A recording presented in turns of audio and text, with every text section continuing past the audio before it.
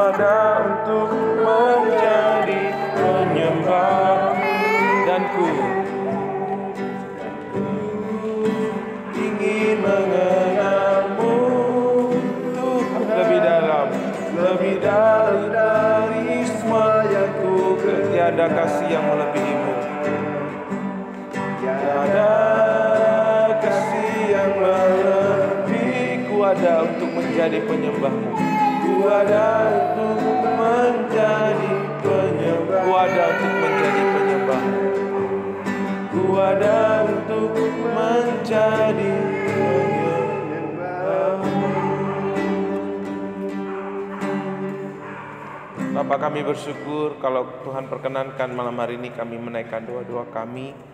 Biar kuasa Tuhan bekerja, lawatan-Mu nyata lewat kebenaran firman-Mu saat ini Bapa. Biarlah Roh-Mu membangkitkan kami, Roh-Mu menyelidiki hati kami, Roh-Mu menolong kami.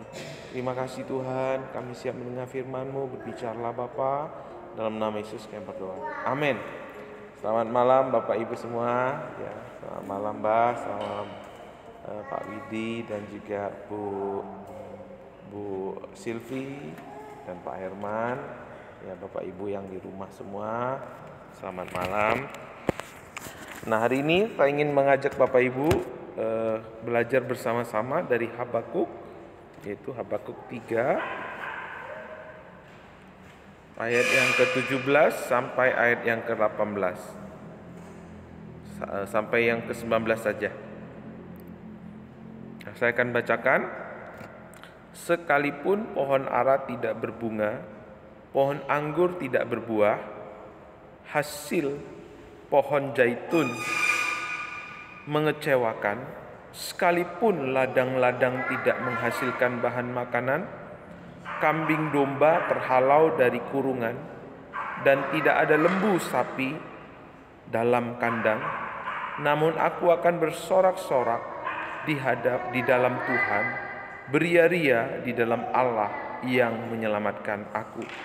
Allah Tuhanku itu kekuatanku. Ia membuat kakiku seperti kaki rusa.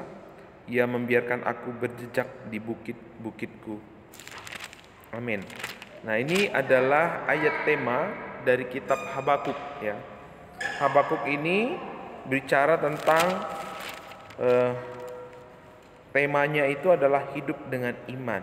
Jadi kalau kita mau belajar bagaimana hidup dengan iman, kita belajar dari Nabi Habakuk. Nah, ini cerita di mana orang Israel itu setelah dibuang dari Babel, mereka itu adalah sisa-sisa ya. Pada zaman Habakuk ini mereka adalah orang yang tersisa dari orang-orang yang dibuang. Nah, tapi saudara-saudara, di dalam Kristus ya, di dalam Tuhan kita, sisa-sisa bukan berarti sia-sia ya. Sisa-sisa bukan berarti sia-sia. Di dalam Tuhan ya, setiap orang dikasihinya. Meskipun pada zaman Habakuk ini begitu banyak tantangan, begitu banyak kesulitan yang dihadapi oleh orang-orang Israel ya, seperti yang disampaikan di ayat yang ke-17, sekalipun pohon ara tidak berbunga, pohon anggur tidak berbuah, hasil pohon zaitun mengecewakan, sekalipun ladang-ladang tidak menghasilkan bahan makanan, kambing domba terhalau dari kurungan, dan tidak ada lembu sapi dalam kandang. Nih ayat yang ke-18. Namun aku akan bersorak-sorak di dalam Tuhan, beria-ria di dalam Allah yang menyelamatkan aku. Habakuk menunjukkan kepada kita bagaimana Habakuk ya, memiliki iman yang teguh, iman yang tidak tergoyahkan, iman yang tidak bergantung kepada situasional atau kondisional ya. Iman Habakuk ini adalah iman yang sejati. Habakuk dalam segala kesulitan dia menyaksikan bagaimana Israel mengalami hukuman ya, pada waktu itu hukuman dari Allah ya. Karena apa? Ya karena mereka sendiri. Menyaksikan bagaimana bangsanya dibuang, bagaimana bangsanya dipersulit, dijajah, Bapak Ibu. Tetapi satu hal yang membuat Habakuk tetap berdiri, tetap beria-ria, tetap bersorak-sorai, karena dia mengenal Tuhan itu adalah kekuatan. Tuhan itu yang membuat kakinya seperti kaki rusa. Tuhan itu yang membiarkan Habakuk ya berjejak di bukit-bukitku, katanya ya. Nah, ini satu kesaksian buat Bapak Ibu, Saudara dan saya, satu pembelajaran buat kita, satu teladan hidup yang luar biasa dari seorang Habakuk ya. Imannya, kesetiaannya bukan karena berkat. Iman dan kesetiaannya bukan karena harapannya, doanya dijawab oleh Tuhan. Kemarin hari Minggu kita belajar bahwa hidup itu dalam bahasa asli, dalam bahasa Yunani itu ada 3 arti kata hidup. Bios, dan suke, dan juga joy ya. Nah, meskipun joy dan juga meskipun suke dan juga biosnya orang-orang Israel khususnya Habakuk tidak terpenuhi, tidak mencukupi, tetapi ada satu yang membuat Habakuk itu kuat, yaitu apa Bapak Ibu? Ia bersorak-sorai di dalam Tuhan, ia berlia-lia di dalam Allah. Nah, inilah joy. Joy itu adalah kehidupan di dalam Allah dan Allah di dalam kita. Inilah yang membuat kita kuat. Inilah yang membuat kaki kita kuat. Inilah yang membuat kita melewati bukit-bukit pencobaan di dalam kehidupan kita. Inilah yang memampukan kita tetap menikmati sukacita. Ya, kata Habakuk, berseria-ria, bersorak-sorai. Kenapa Saudara? Buat Habakuk itu bukanlah berkat yang utama. Buat Habakuk itu bukanlah materi yang utama, bukan nama baik yang utama. Tapi buat seorang Habakuk, di dalam Tuhan itulah yang terutama. Tuhan itu cukup buat aku ya. Kalau bahasa zaman sekarang, kasih karunia Tuhan itu cukup di dalam aku. Tuhan itulah yang kuperlukan lebih daripada apapun. Karena kalau mungkin makanan, dia menggantungkan hidupnya kepada makanan, kepada hasil panen, itu sifatnya sementara, sifatnya itu berubah, sifatnya itu akan habis. Tetapi kalau di dalam Tuhan, Tuhan selalu ada jalan, ada cara untuk membuka jalan atas setiap keperluan kita. Di minggu-minggu ini kalau Bapak Ibu belajar di sekolah minggu ya, kita belajar dari Nuh, bagaimana Nuh memiliki iman yang tetap teguh, iman yang tetap kuat, meskipun dia diejek, meskipun dia disudutkan, meskipun dia diolok-olok oleh orang-orang sejamannya, tapi dia tetap teguh di dalam Tuhan. Dia tetap membangun bahtera yang diperintahkan Tuhan, hingga pada akhirnya Nuh mengalami janji yang Tuhan nyatakan. Inilah ketaatan, inilah kesetiaan, inilah iman yang otentik. Iman yang bukan dari luar. Iman, ketaatan, kesetiaan bukan dari faktor eksternal. Kalau di jam doa itu Bu Yayah baik sama saya, maka saya setia jam doa. Nah, itu adalah ketaatan, kesetiaan yang eksternal Bapak Ibu. Kalau saya ada untungnya temenan sama Pak Widi, maka saya mau baik sama Pak Widi. Itu ketaatan yang eksternal. Nanti kalau saya nggak baik, orang caci saya. Orang Kristen begitu. Nah, itu ketaatan yang eksternal. Seharusnya ketaatan kita adalah ketaatan karena kita ada dalam Tuhan. Ketaatan kita itu karena ada Roh Tuhan yang membimbing kita, yang menuntun kita. Itulah namanya apa Bapak Ibu? Transformasi by Holy Spirit. Internal control ya, kalau kita belajar 2 minggu yang lalu, yang mengontrol kita itu Roh Kudus yang ada dalam kita, yang mentransformasi kita itu dari dalam. kalau saya memberi, kalau saya setia, kalau saya melakukan firman. Karena Roh Kudus yang menuntun kita, yang mengarahkan kita. Kesetiaan inilah yang dimiliki oleh Nuh. Kesetiaan inilah yang dimiliki oleh Habakuk.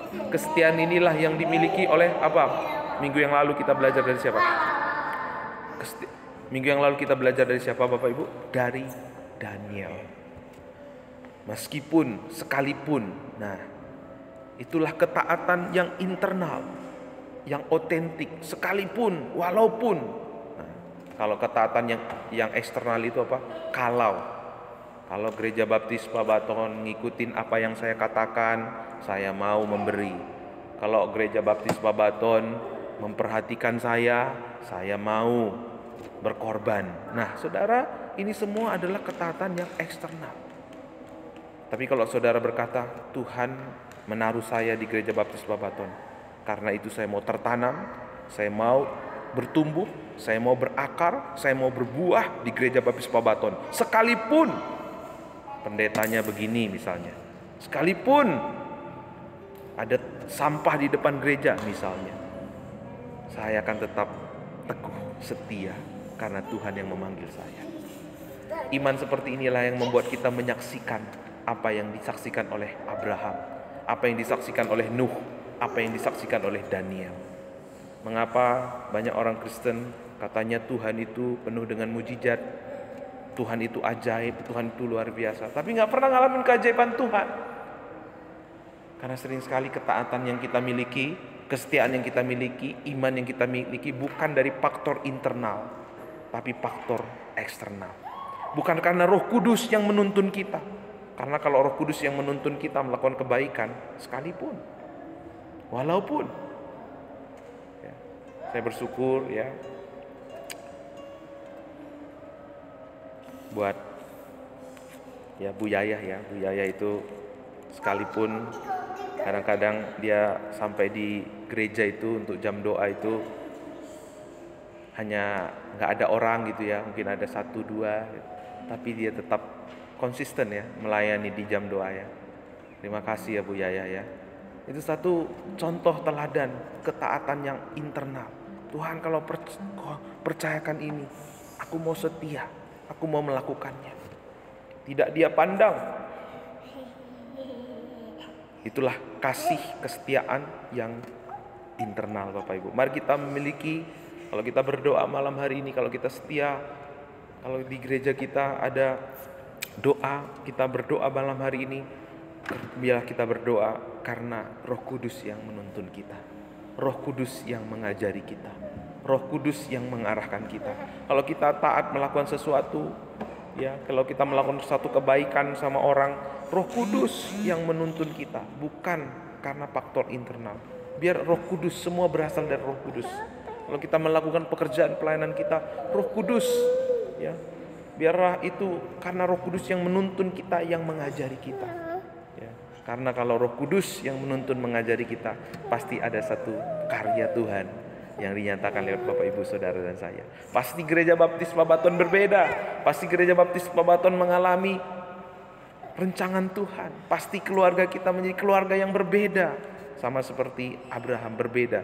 Dia taat bukan karena dia mendapatkan jawaban doa yaitu Ishak. Sekalipun Tuhan sepertinya meminta sesuatu yang di luar nalar dia, tapi dia mau taat karena itu yang dituntunkan Tuhan sama dia. Apa yang terjadi Bapak Ibu? Setelah itu Tuhan berkata, Tuhan Abraham, aku telah melihat hatimu. Ya, sejak waktu itu Abraham melihat bagaimana janji Tuhan terus tergenapi dalam hidupnya. Kita belajar dari Daniel. Justru lewat ketaatan Daniel, satu bangsa, Nebukadnezar berkata, mulai hari ini semua rakyatku harus menyembah Allah Sadak, Mesak, dan Abednego. Allahnya Daniel, saudara. Kita akan melihat bagaimana Tuhan berkarya lewat hidup kita kalau Roh Kudus yang menuntun kita. Kalau faktor eksternal yang menuntun kita, nah ini waktu kita mendapatkan jawaban doa kita, kita menjadi sombong, kita menjadi angkuh, lalu menghakimi orang lain, lalu mendiskreditkan orang lain. Kalau kita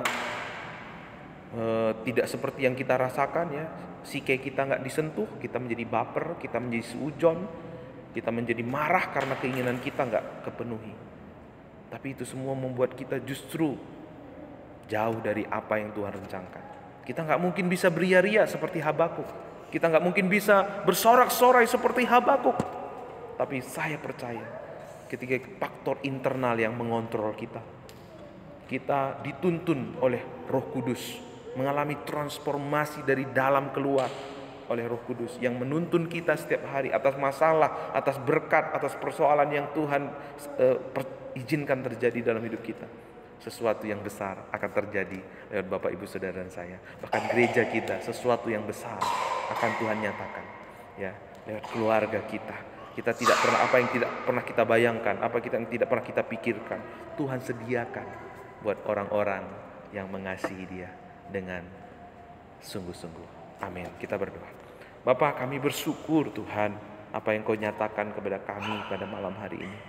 Kami mohon ampun Tuhan kalau kami sering sekali digerakkan, kesetiaan kami, ketaatan kami ditentukan oleh perasaan kami, pikiran dan kehendak kami, ditentukan oleh berkat.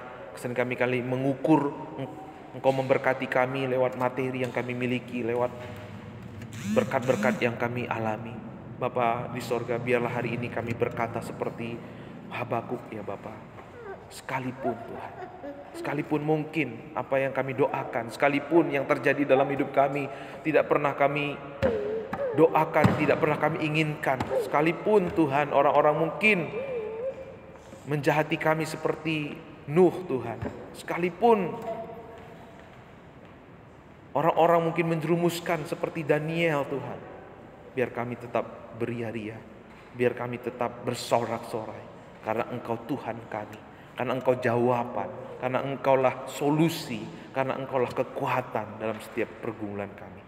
Terima kasih Bapa, kami terima janji-Mu, kami terima firman-Mu, kami terima kebenaran-Mu. Nyatakanlah kuasa-Mu, berkaryalah melalui kehidupan kami, anak-anak-Mu yang menerima kebenaran-Mu malam hari ini. Dalam nama Yesus kami berdoa. Amin.